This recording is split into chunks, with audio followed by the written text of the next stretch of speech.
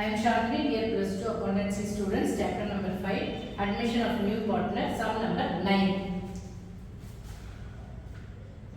Okay, so in the sum of Anand and Suman are a partner. You know, old partner, on the old ratio 3:2.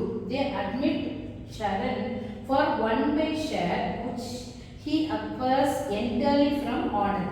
Suppose ஒரு existing partner new partner அப்படின்னா அந்த ஷேரை கொடுக்கவும் செய்யலாம், அவர் கொடுக்காம கூட இருக்கலாம். சில சமயம் பார்ட்னர் வந்து கொடுப்பாங்க, இப்போ நியூ பார்ட்னருக்கு என்னுடைய ஷேர் கொஞ்சம் வச்சுக்கோ, சில பார்ட்னர் கொடுக்க மாட்டாங்க, ஓ என் ஷேர் என்கிட்ட இருக்கட்டும் அவங்களுக்கு கொடுக்கணும்னு இல்லை அப்படின்னு நினச்சி வைப்பாங்க. ஓகே, இந்த சமம் பொறுத்தவரை ஆனந்த் மட்டும்தான் என்ன பண்ணியிருக்காரு, இந்த ஷரனுக்கு கொடுத்துருக்காரு. இப்போ find out the new ratio as well as the sacrificing ratio. Old ratio of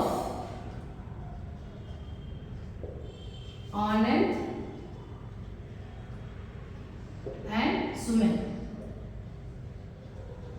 எவ்வளோ அவங்களுடைய ரேஷியோ 3:2, that is 5 இல்லையா, 5. அப்போ நம்ம எப்படி எழுதலாம், 3/5:2/5 ன்னு எழுதலாம்.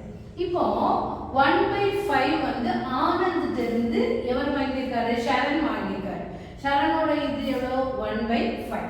இப்போ நம்ம அந்த 1/5 இவருக்கு பேஸ் நம்மளுக்கு 1 தான் இருக்கு, அதனால பிரச்சனையே கிடையாது. இப்போ ஆனந்தோட ஷேர் எவ்வளோ வருது, ஆனந்த் எவ்வளோ சாக்ரிஃபைஸ் பண்ணியிருக்காரு, அதாவது 1/5 கொடுத்துருக்காரு. இப்போ இவரோட ரேஷியோ நியூ ரேஷியோ வரும்போது என்ன, இங்கே நியூ ரேஷியோ கொடுக்கவே இல்லை. பழைய சம்ல நியூ ரேஷியோ கொடுத்துருக்கு, ஓல்ட் ரேஷியோ நம்ம டைரக்டா போட்டோம். இங்க நியூ ரேஷியோ எதுவுமே கொடுக்கல, we have to find out the new ratio. ஒரே ஒரு இன்ஃபர்மேஷன் கொடுத்துருக்காங்க, என்ன, சரண் வந்து ஆனந்த் வந்து 1/5 வாங்கியிருக்காரு ஷேர் அப்படின்னு. இப்போ share of Anand, new share of Anand, ஏன்னா சுமன் எதுவுமே கொடுக்கல இல்லையா.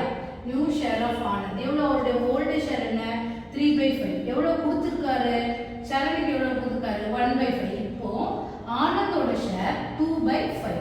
ஓகே, இப்போ Suman new share of Suman, சுமனோட நியூ ஷேர் என்ன 2/5. அவர் ஷரனுக்கு எவ்வளோ கொடுத்துருக்காரு, எதுவுமே கொடுக்கல. இப்போ அவரோட இது 2/5.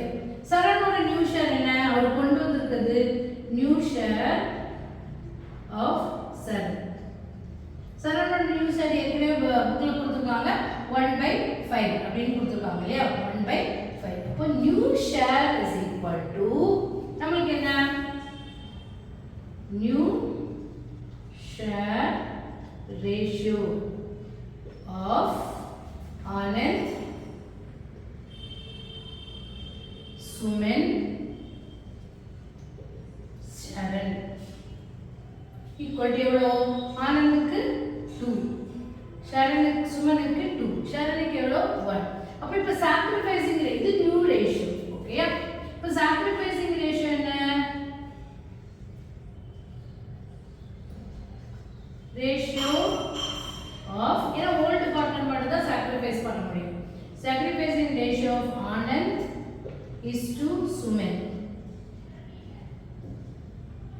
சுமன் எவ்வளோ, இப்போ ஆனந்த் 3 இருந்தது ஃபர்ஸ்ட், இப்போ அவருடைய ரேஷியோ இப்போ கரண்ட் ரேஷியோ 2 ஆகுது. இப்போ எவ்வளோ இழந்திருக்காரு 1 இல்லையா. இப்போ சுமனோடது 2 இருந்துச்சு பழைய ரேஷியோ, இப்போ புது ரேஷியோ 2 தான் இருக்கு. அப்போ அவர் எதையுமே சாக்ரிஃபைஸ் பண்ணல, அப்போ 1:0. ஸோ இது சாக்ரிஃபைசிங் ரேஷியோ. இது 2 marks கொஸ்டின்ல வரும். ஸோ இது very important questions. So study properly and listen it properly. Thank you.